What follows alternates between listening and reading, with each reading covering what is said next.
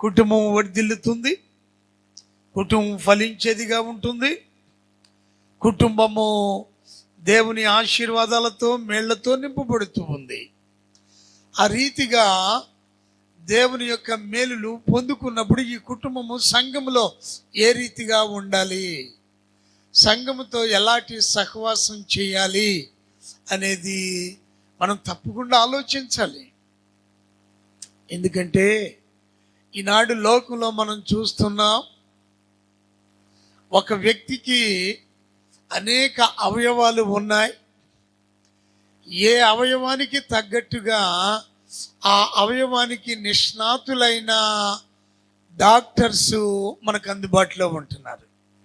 మన కుటుంబాలు కూడా దేవుని వాక్యాన్ని ప్రాతిపదికగా చేసుకొని దేవుని సన్నిధిలో వర్ధిల్లాలి.